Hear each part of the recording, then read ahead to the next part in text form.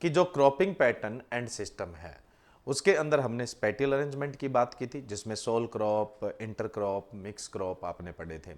फिर हमने स्क्वेंशनल क्रॉपिंग की बात की थी। स्क्वेंशनल के अंदर हमने मोनोक्रॉपिंग, मल्टी क्रॉपिंग और ओवरलैपिंग क्रॉपिंग का डिस्कस किया था। और रोटेशनल क्रॉपिंग पढ़ी थी। और रोटेशनल क्रॉपिंग के अंदर अपने किसका डिस्कस किया था? रोटेशनल क्रॉपिंग के अंदर अपने मोनोकल्चर और क्रॉप रोटेशन का डिस्कस किया था।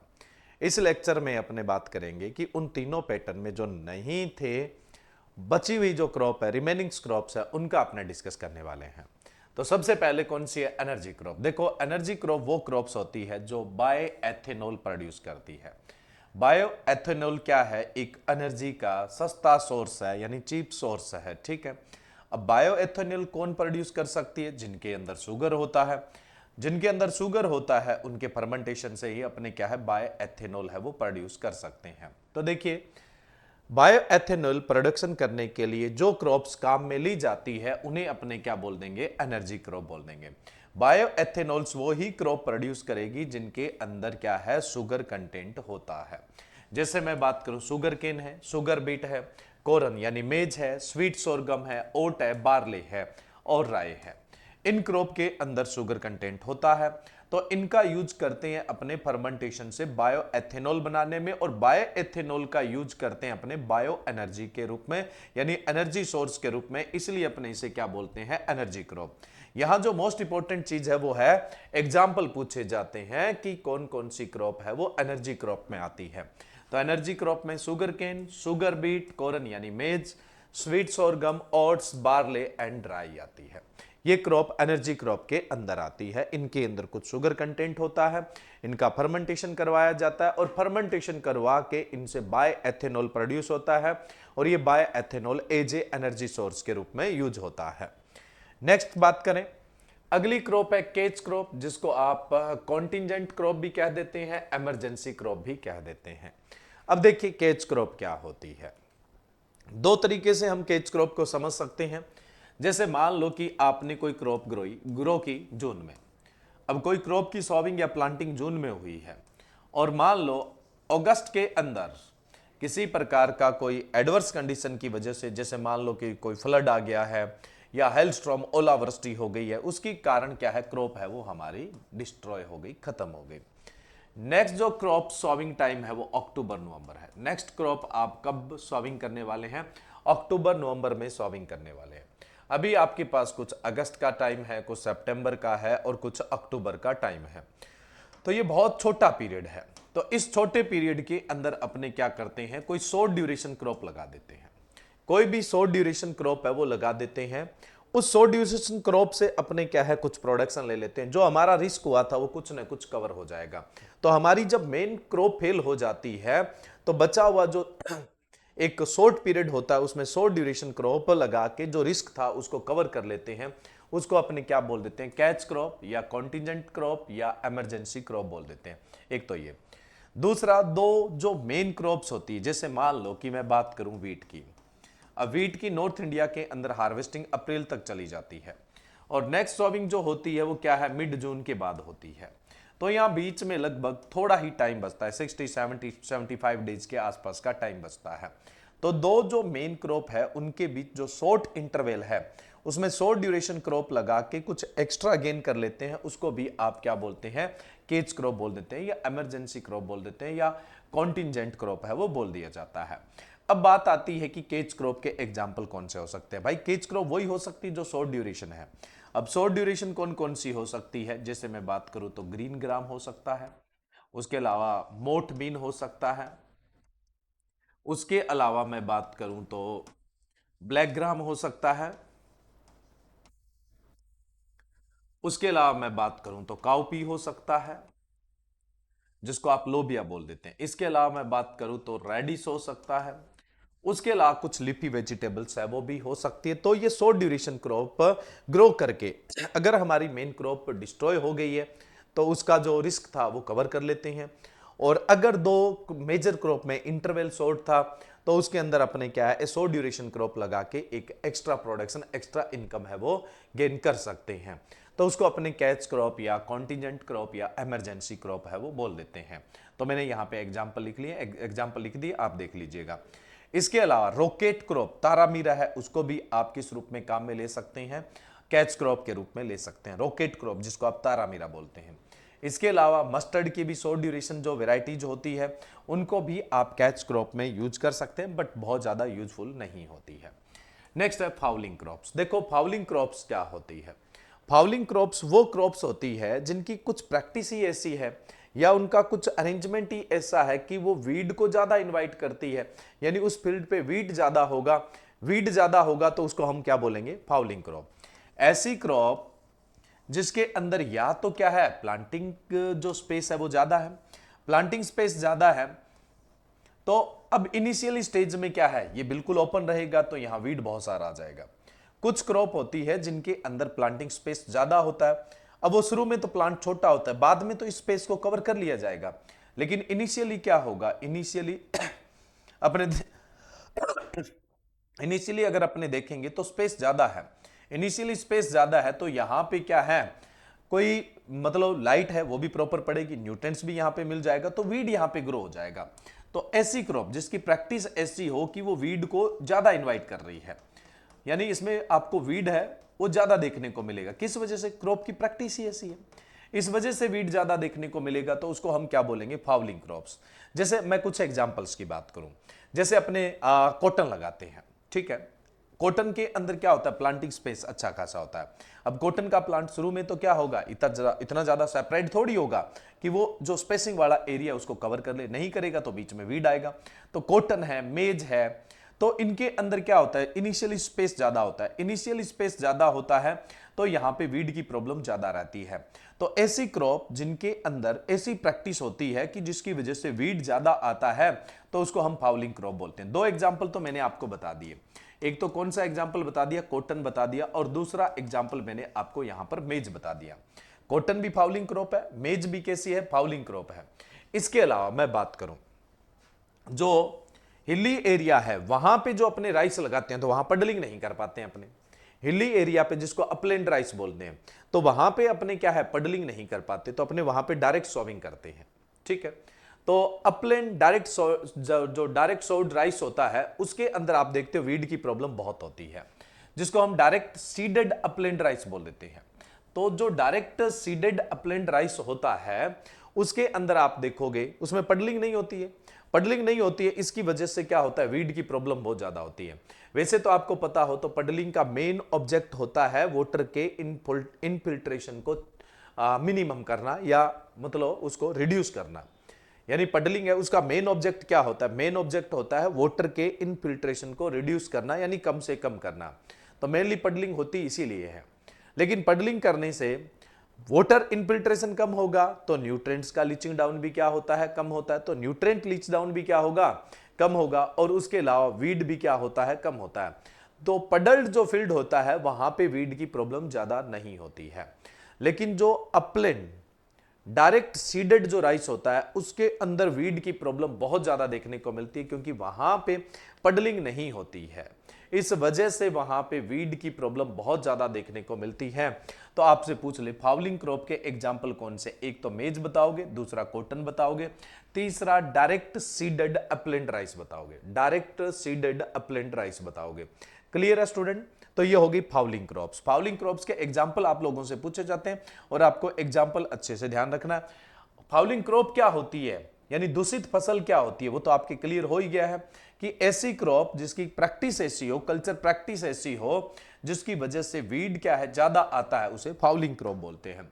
इसके जस्ट अगर अपने बात करें तो क्लीन क्रॉप्स। अब क्लीन क्रॉप जानते हो क्या होता है, क्लीनिंग क्रॉप या क्लीन क्रॉप क्या होता है, जस्ट अपोजिट हो गया, तो आप समझ जाओ, है ना, जैसा मैंने बताया था उसके जस्ट अपोजिट जो फाउलिंग क्रॉप है या जो फाउल क्रॉप है उसके जस्ट अपोजिट है, वो क्या है, क्लीन क्रॉप है या क्लीनिंग क्रॉप है। तो यहां क्लीनिंग क्रॉप या क्लीन क्रॉप का मीन्स क्या होगा, क्लीनिंग क्रॉप का मीन्स होगा ऐसी क्रॉप जिसकी प्रैक्टिस ही ऐसी हो, ऐसी क्रॉप जिसकी प्रैक्टिस ही ऐसी हो कि उसमें वीड ना आए, तो उसको हम क्या बोलते हैं, क्लीनिंग क्रॉप बोलते हैं। जैसे मैं बात करूं पोटैटो और टर्निप है, पोटैटो और टर्निप के अंदर क्या है, अपने उसको किस पे लगाते हैं, रिज पे लगाते हैं, तो बीच में तो क्या होता है, वैसे भी अपने वीड आने नहीं देते हैं, और रिज के ऊपर क्या ये लग जाएंगे तो वहां पे मतलब क्या है, वीड को फैलने का मौका ही नहीं मिलने वाला है।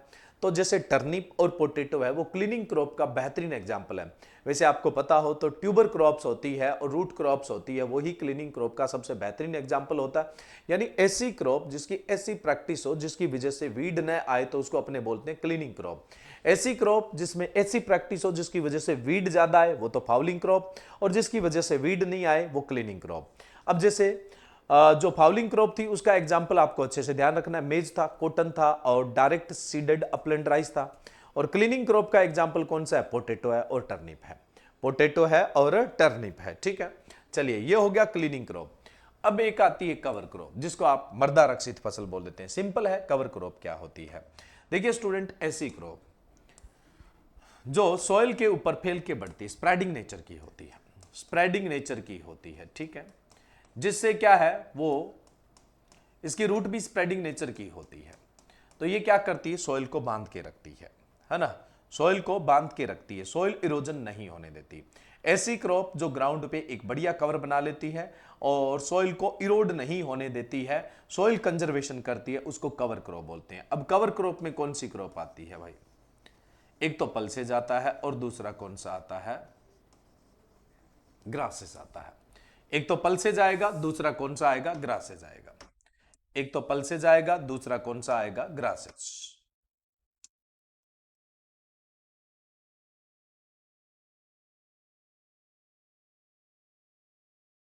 एक तो आएगा पल्सेज और दूसरा कौन सा आएगा? ग्रासेस। तो पल्सेज क्रॉप और ग्रासेस क्रॉप है, उनको कवर क्रॉप बोलते हैं। ऐसी क्रॉप जो सरफेस पे, ग्राउंड सरफेस पे एक कवर बना लेती है, सॉइल को बाइंड करके रखती है, सॉइल को इरोड नहीं होने देती है, उसको कवर क्रॉप बोलते हैं। तो कवर क्रॉप में पल्सेज क्रॉप और ग्रासेज आती है। अब बात आती है पल्सेज क्रॉप में, या लेग्यूम क्रॉप भी आप लिख सकते हैं। लेग्यूम क्रॉप के अंदर सबसे बढ़िया कवर क्रॉप किसको माना जाता है? एक तो काउपी को, सबसे बेहतरीन,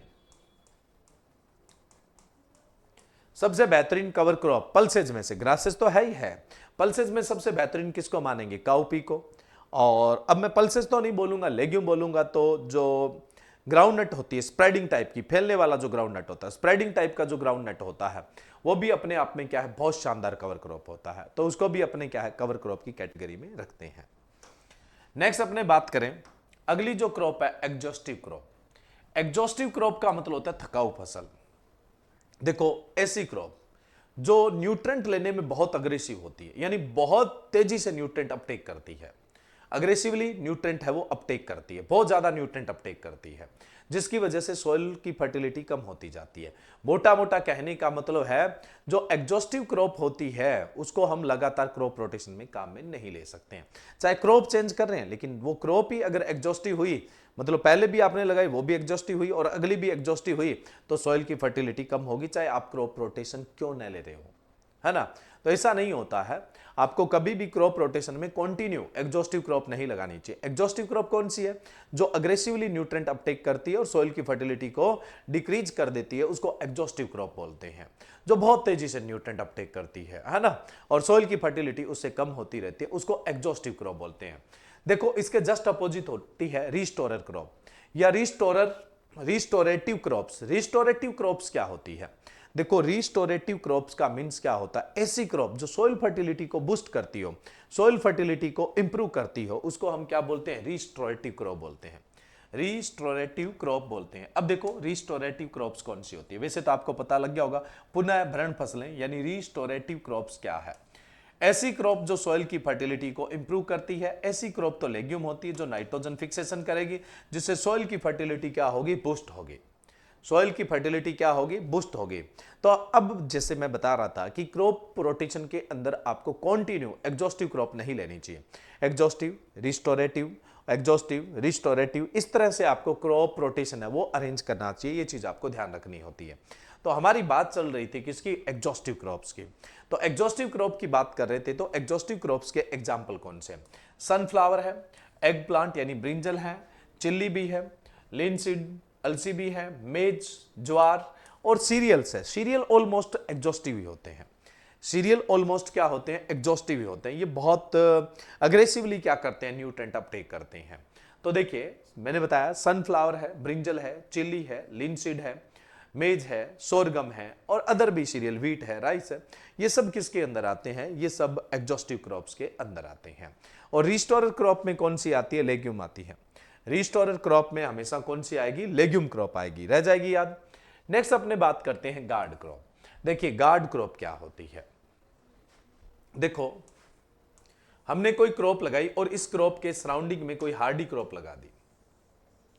हमारे फील्ड पे हमने कोई क्रॉप लगा दी और इसके सराउंडिंग में हमने क्या कर दिया? कोई हार्डी नेचर की क्रॉप लगा दी जो एनिमल को इसमें इंटर न करने दे और हाई विंड वेलोसिटी से यहां नुकसान न होने दे, है ना। एक तो क्या है, एनिमल को अंदर न आने दे और एक हाई विंड वेलोसिटी है उससे एक नुकसान न होने दे। तो ऐसी क्रॉप जो एनिमल से प्रोटेक्ट करती है और हाई विंड वेलोसिटी से प्रोटेक्ट करती है, जो जनरली अपने क्या करते हैं, किसी क्रॉप के सराउंडिंग लगाते हैं, तो उसको हम क्या बोलते हैं? Guard crop. यानी कोई क्रॉप है उसके चारों ओर लगाएंगे, हार्ड नेचर की होगी, जो एनिमल का अटैक नहीं होने देगी, प्लस क्या है, मैंने आपको क्या बताया, हाई विंड वेलोसिटी से लॉस नहीं होने देगी। तो इस तरह की जो क्रॉप होती है उसको हम क्या बोलते हैं? गार्ड क्रॉप बोलते हैं। जैसे मैं बात करूं से फ्लावर, से फ्लावर पी के चारों ओर लगती है, वीट के चारों ओर लगती है, तो से फ्लावर यहां पे क्या है? गार्ड क्रॉप है, जो एनिमल से भी क्या करती है? प्रोटेक्ट करती है, प्लस हाई विंड वेलोसिटी से भी क्या है? प्रोटेक्ट करती है।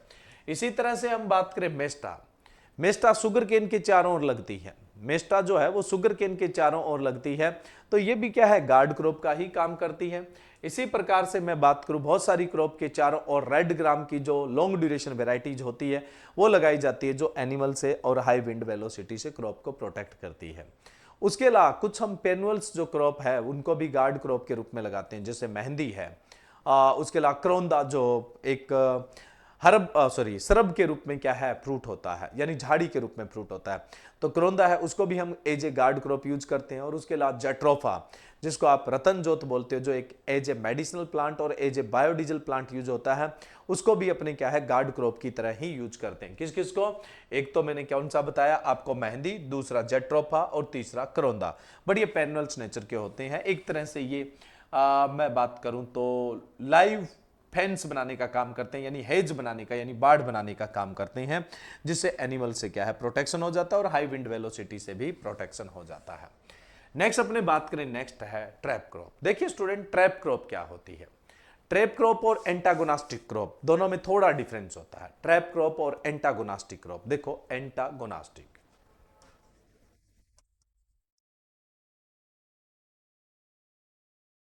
एंटागोनास्टिक क्रॉप, देखो एंटागोनास्टिक क्रॉप का मीन्स क्या होता है? एंटागोनास्टिक क्रॉप का मीन्स होता है ऐसी क्रॉप जो पेस्ट पॉपुलेशन को कम कर देती है।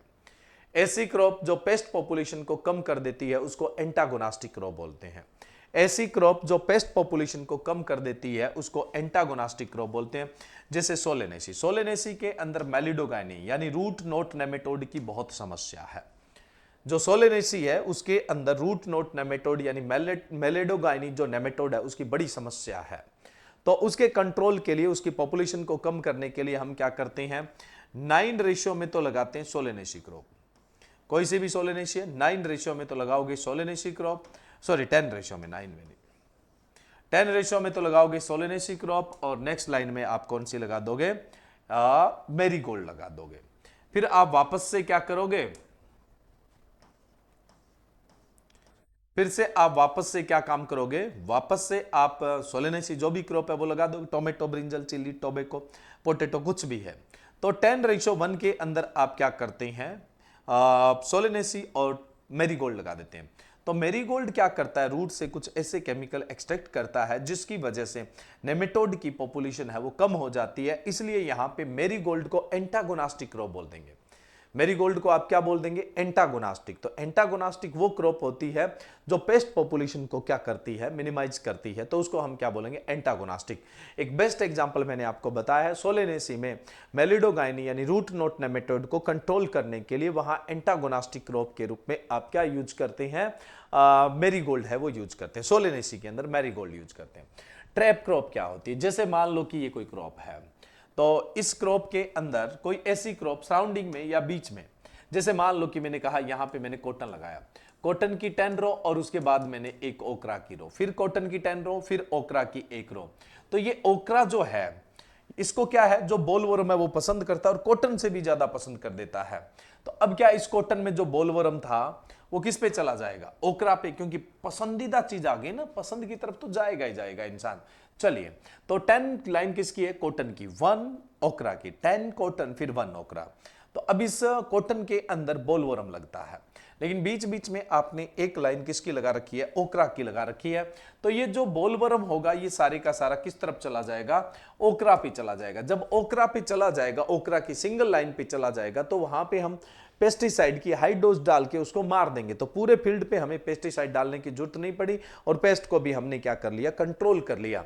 तो कॉटन के अंदर ओकरा इसलिए लगाया जाता है ताकि बोलवर्म की पॉपुलेशन को कम किया जा सके। तो ये यहां पे किसका एग्जांपल है? Trap crop. तो ट्रैप क्रॉप का मीन्स होता है ऐसी क्रॉप जो पेस्ट को अपनी ओर अट्रैक्ट करती है, यानी इंसेक्ट को अपनी ओर अट्रैक्ट करती है, उसको हम क्या बोल देते हैं? ट्रैप क्रॉप बोल देते हैं। ऐसी क्रॉप जो इंसेक्ट को अपनी ओर अट्रैक्ट करती है उसको क्या बोला जाता है? Trap crop. एक एग्जांपल मैंने बता दिया है, कौन सा बताया है? कि कॉटन में बोलवर्म को कंट्रोल करने के लिए ओकरा है वो एज ए ट्रैप क्रॉप है, वो यूज किया जाता है। नेक्स्ट अपने बात करें, देखो जो कॉलीफ्लावर्स होती है या कोई सी भी कोल क्रॉप्स है, तो उसके अंदर क्या है? डायमंड बैक मोथ की प्रॉब्लम होती है, डायमंड बैक मोथ की समस्या होती है। तो डायमंड बैक मोथ के कंट्रोल के लिए हम क्या करते हैं? कोल क्रॉप के साथ, स्पेशली कैबेज के साथ मस्टर्ड को लगाते हैं। 2 लाइन कैबेज की, एक मस्टर्ड की, 2 लाइन कैबेज की, 1 लाइन मस्टर्ड की। तो ये यहां पर मस्टर्ड है वो कैबेज के अंदर डायमंड बैक मोथ के कंट्रोल के लिए ट्रैप क्रॉप का काम करता है। इंपॉर्टेंट एग्जांपल है, अच्छे से याद रखिएगा। नेक्स्ट हम बात करें एरेंथस। देखो शुगर केन के अंदर जो एरेंथस है, शुगर केन के अंदर जो एरेंथस एरियोनिडेंसियस, एरेंथस एरियोनिडेंसियस जो है, उस प्लांट को हम एज ए ट्रैप प्लांट के रूप में लगाते हैं, जो क्या करता है? Spotted sugar cane stalk borer का कंट्रोल करता है। Spotted sugar cane stalk borer का कंट्रोल करता है कौन? एरेंथस जो है। तो एरेंथेसिस को किसके साथ लगाया जाता है? शुगर केन के साथ एज ए ट्रैप क्रॉप के रूप में लगाया जाता है। एरियंथस को आप शुगर केन में as a trap crop spotted sugar cane stalk borer के कंट्रोल के लिए लगाते हो। पूरा नाम क्या होगा? एरियंथस एरियोनेडिनेसियस। ठीक है। नेक्स्ट अपने बात करें एल्फा। एल्फा कॉटन फील्ड के अंदर स्ट्रिप के रूप में, पट्टी के रूप में लगाया जाता है ट्रैप क्रॉप के रूप में। किसके कंट्रोल के लिए? लाइगस बग के कंट्रोल के लिए। लाइगस बग के कंट्रोल के लिए कॉटन फील्ड के अंदर आप अल्फा अल्फा की स्ट्रिप है वो एज ए ट्रैप क्रॉप लगाते हो। इसी प्रकार से अगर मैं बात करूं कॉटन फील्ड में ही केस्टर लगाते हो या फिर आप टोबैको लगाते हो, तो ये केस्टर और टोबैको है, ये जनरली कॉटन फील्ड के अंदर ट्रैप क्रॉप के रूप में लगता है। और किसके कंट्रोल के लिए? बड वोरम के कंट्रोल के लिए। बड वोरम बोले तो हेलियोथिस जो इंसेक्ट होता है उसके लिए। बड वोरम कंट्रोल के लिए एज ए ट्रैप क्रॉप लगाया जाता है। तो ये कुछ ट्रैप क्रॉप के इंपॉर्टेंट एग्जांपल है जो आपसे सीधे एग्जाम में पूछ लिए जाते हैं। नेक्स्ट अपने बात करें, अगला है ले फार्मिंग। देखिए ले फार्मिंग क्या होता है? ले फार्मिंग क्या होता है? ले फार्मिंग इंपॉर्टेंट है। Ley farming is the growing of grass और legume in rotation with grain और tilled crop as a soil conservation. देखो जब हम क्रॉप रोटेशन लेते हैं और जब हम क्या करते हैं, ग्रेन लगाते हैं, तो ग्रेन के अंदर तो अपने टिलेज करते हैं, यानी फूड ग्रेन वगैरह। मेरा कहने का मतलब ग्रेन का यहां फूड ग्रेन है।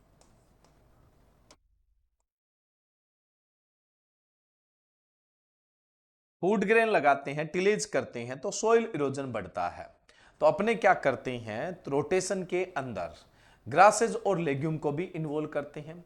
ग्रासेज और लेग्यूम को अगर अपने इन्वॉल्व कर लेते हैं तो उससे क्या होगा? क्रॉप रोटेशन के अंदर ग्रेन लगाया, फूड ग्रेन लगाया, उसके बाद या तो ग्रासेज लगाओ या लेग्यूम बिना टिलेज के लगाओ, तो उसको हम क्या बोलेंगे? Ley farming. इससे एक तो क्या है, फोडर की सप्लाई हो जाएगी या लेग्यूम प्रोडक्शन हो जाएगा, पल्सेज प्रोडक्शन हो जाएगा, प्रोडक्शन भी तो होगा प्लस सॉइल कंजर्वेशन भी होगा।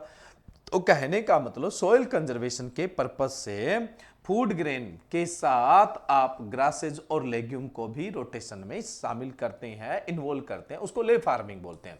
ले farming is the growing of grasses और legume in the rotation with grain और tilled crops as a soil conservation. यानी कोई भी आप टिल्ड क्रॉप लगाते हैं, यानी जिसकी खेत की तैयारी करनी पड़ती है वो लगाते हैं, तो वही बार बार अगर आप लगाते रहते हो तो सॉइल इरोजन है वो इंक्रीज होता जाता है। इसलिए अपने क्या है, सॉइल स्ट्रक्चर को इंप्रूव करने के लिए, सॉइल इरोजन को मिनिमाइज करने के लिए इस रोटेशन में ग्रास या लेग्यूम को इन्वॉल्व कर लेते हैं। तो उसको हम क्या बोलते हैं, ले फार्मिंग मेन ऑब्जेक्टिव क्या है, यहाँ पे सॉइल कंजर्वेशन करना ही मेन ऑब्जेक्टिव होता है। चलिए नेक्स्ट है सोड कल्चर। सोड कल्चर क्या होता है? देखो, सोड कल्चर का मीन्स होता है, ये एक हॉर्टिकल्चर टेक्निक है। अपने क्या करते हैं, जो हॉर्टिकल्चर का ऑर्चार्ड होता है, स्पेशली तो ये सबसे पहले टेम्परेट रीजन में अपनाया जाने लगा था। आजकल ट्रॉपिकल और सब ट्रॉपिकल के अंदर भी इसको अडेप्ट कर लिया गया है। जो ऑर्चार्ड होता है उसके अंदर अपने क्या करते हैं, बिना किसी टिलेज के ग्रासेस लगा लेते हैं। जो ट्री लगे हुए हैं वो तो ठीक है, जैसे यहाँ ट्री लगा, यहाँ ट्री लगा, यहाँ ट्री लगा, बाकी जो हिस्सा बच गया इसमें क्या करेंगे, अपने ग्रासेस लगा लेंगे। अब इस ग्रासेस लगाने से एक बेनिफिट तो ये हो जाएगा कि आपको मल्चिंग नहीं करनी पड़ेगी। एक बेनिफिट तो क्या हो जाएगा कि आपको मल्चिंग नहीं करना पड़ रहा है। दूसरा बेनिफिट ये हो जाएगा, रन ऑफ कम हो जाएगा। तीसरा, इनफिल्ट्रेशन रेट क्या होगी, ज्यादा। और चौथा क्या होगा, सॉइल इरोजन नहीं होगा। रन ऑफ कम होगा तो सॉइल कट के जा रही है, वो इरोजन नहीं होगा। तो इस पर्पज से हम क्या करते हैं, ऑर्चार्ड के बीच में जो स्पेस है, यानी प्लांटिंग जो स्पेस है, उसमें क्या करते हैं, बिना टिलेज के ग्रासेस है वो लगा लेते हैं, जिससे रन ऑफ कम हो जाता है, इनफिल्ट्रेशन रेट बढ़ जाता है, सॉइल इरोजन कम हो जाता है, यानी सॉइल कंजर्वेशन है वो होने लग जाता है। उसके अलावा अपने बात करें, वाटर कंजर्वेशन ही होगा। जब रन ऑफ कम होगा, इनफिल्ट्रेशन अंदर होगा, तो जाहिर सी बात है कि वाटर कंजर्वेशन भी होगा और मल्च की भी रिक्वायरमेंट नहीं होगी, जिसकी वजह से क्या है, इवोपरेशन रेट कम हो जाएगी और वाटर कंजर्वेशन होगा। ठीक है, तो सोड कल्चर यही होता है, किसी ऑर्चार्ड के अंदर आप बिना टिलेज के ग्रासेस लगा लें। ऑब्जेक्ट आपको बता ही दिया है, उसको हम क्या बोलते हैं, सोड कल्चर है वो बोलते हैं। नेक्स्ट है कंटूर क्रॉप्स।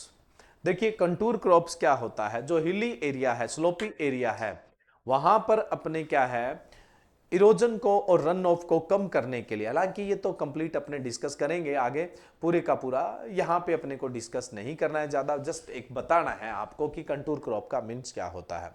कंटूर क्रॉप का मीन्स यही होता है कि जो हिली एरिया होता है उसको अपने क्या करते हैं, स्लोप को टेरेस में या कंटूर में इस तरह से डिवाइड, यहां से मिट्टी निकालो यहां डालो, यहां से मिट्टी निकालो यहां डालो, तो इस तरह से हम क्या है, स्टेयर के रूप में यानी सीढ़ी के रूप में क्या है, प्लॉट तैयार कर लेते हैं, ये हिल के चारों ओर। ठीक है, और इसमें अपने क्या करते हैं, ये आगे की तरफ बेड बना ली जाती है। अब जो भी पानी होगा वो इसमें भर जाएगा, यानी पानी रन ऑफ नहीं होगा तो सॉइल कट के नहीं जाएगी, और वाटर यहां पे खड़ा रहेगा तो मिट्टी के अंदर डिस्चार्ज भी क्या होगा, ज्यादा होगा, वाटर कंजर्वेशन भी होगा, सॉइल कंजर्वेशन भी होगा, और यहां पे आप क्रॉप भी प्रॉपर मैनर में ग्रो कर पाओगे। तो इस तरह की जो फार्मिंग होती है वो होती है कंटूर फार्मिंग।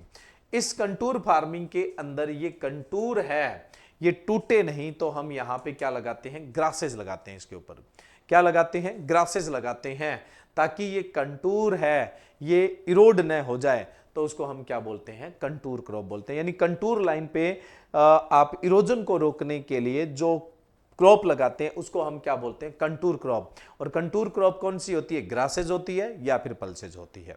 कंटूर क्रॉप क्या होती है, ग्रासेज या पल्सेज। वैसे ये तो क्या है, बैच ट्रेस है। अगर मैं बात करूं जिंक टेरेस, जिंक टेरेस कैसे होते हैं, जिंक टेरेस देखिए ऐसे होते हैं।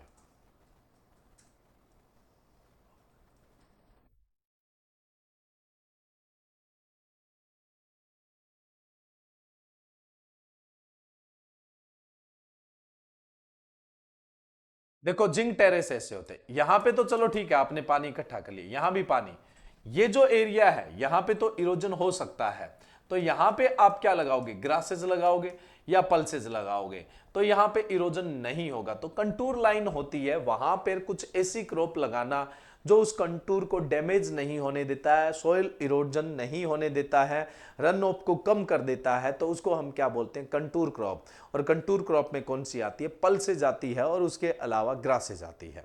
पल्सेज और ग्रासेज ही कंटूर क्रॉप है वो कहलाती है। तो बहुत सारी क्रॉप तो हम पहले ही डिस्कस कर चुके थे, जो बची हुई इंपॉर्टेंट क्रॉप थी वो अपने को डिस्कस करनी थी, वो हमारी कंप्लीट हो गई है। उसके अलावा अगर आपको किसी भी प्रकार का कोई भी डाउट है, कोई क्वेश्चन पूछना है, तो आप पूछ सकते हैं।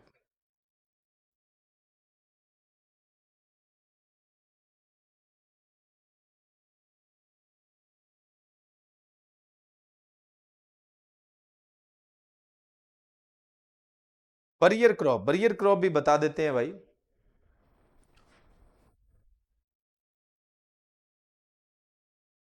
देखिए बरियर क्रॉप्स, अच्छा देखो बरियर क्रॉप्स का मीन्स क्या होता है।